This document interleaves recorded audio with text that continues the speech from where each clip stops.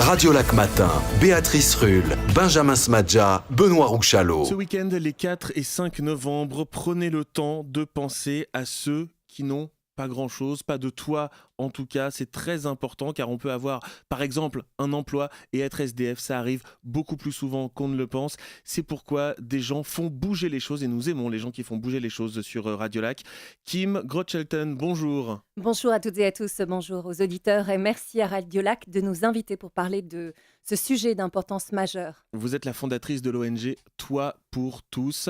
Ce week-end, à l'occasion de cette journée internationale du sans-abri, nous voulions vous avoir ce matin sur Radio Lac pour parler de cette problématique, car c'est une réelle problématique. On ferme trop souvent les yeux sur cette question.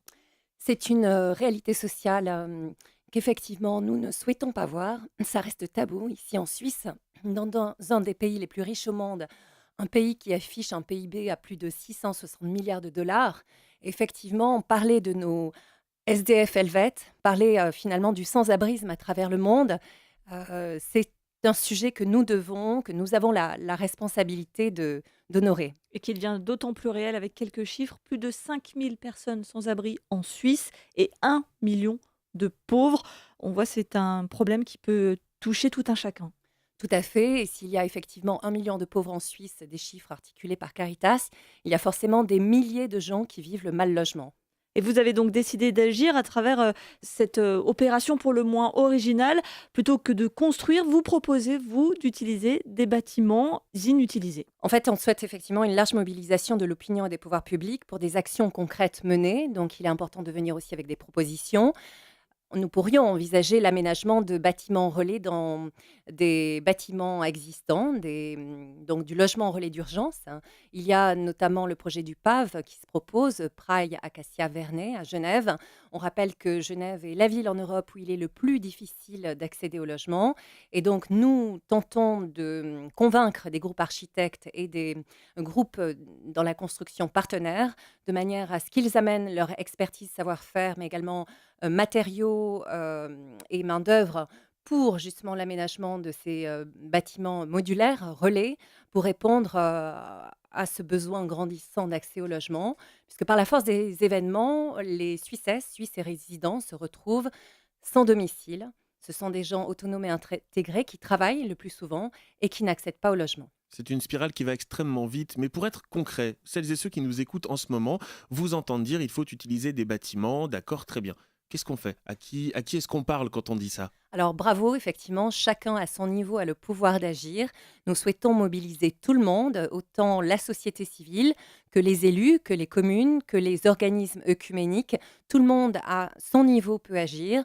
Cela peut être un établissement, un café, un restaurant, une boulangerie qui décide de proposer le repas, le café ou la baguette suspendue. Vous connaissez le principe, en général très apprécié du grand public. Si je ne dis pas de bêtises, le café suspendu, ou donc repas ou autre chose, moi je viens, je dis bonjour, j'aimerais boire un café et j'aimerais en payer un second qui sera suspendu et qui sera suspendu jusqu'au moment où quelqu'un viendra dire « Avez-vous un café suspendu donc en attente ?» Pour celui qui aurait besoin, effectivement, et cela permet à ces gens-là qui souvent bénéficient du social et n'ont pas toujours la possibilité d'aller à l'extérieur, de partager avec d'autres gens, de se refaire un réseau social, tout simplement. Vous êtes par exemple boulanger, restaurateur, vous dites tiens je ne connaissais pas ce concept, eh bien vous nous écrivez WhatsApp 079 91 8 3000 et nous pourrons comme cela diffuser votre adresse, vous qui allez participer ou qui participez peut-être déjà à ces cafés suspendus, vous qui êtes propriétaire d'un établissement qui n'est pas utilisé, vous vous dites eh bien il pourrait servir à quelque chose, contactez-nous, c'est très important. C'est assez terrible ce que je vais vous poser comme question, mais il y a beaucoup de sollicitations. Il y a le Téléthon dans peu de temps, il y a les relais du cœur, etc. Là, vous lancez une nouvelle opération. Qu'est-ce qui va faire que finalement les romans vont se tourner vers vous? Parce que malheureusement, on ne peut pas donner, on ne peut pas agir pour tout le monde. C'est terrible ce que je dis, j'ai bien conscience, mais c'est une réalité. Il est important d'agir sur le plan local avant d'intervenir sur le plan national et international. On a une action de proximité auprès donc de femmes et d'hommes qui, comme je l'ai dit, travaillent, ils sont working poor et n'accèdent pas au logement. C'est une indécence ultime, c'est une grande souffrance. Il s'agit de violence qu'on ne veut pas voir, mais elle est bien présente. Nous avons chaque semaine 8 à 10 personnes qui nous contactent parce qu'elles se retrouvent dans ces situations-là. Donc il fait froid, on est face aussi à cette réalité climatique.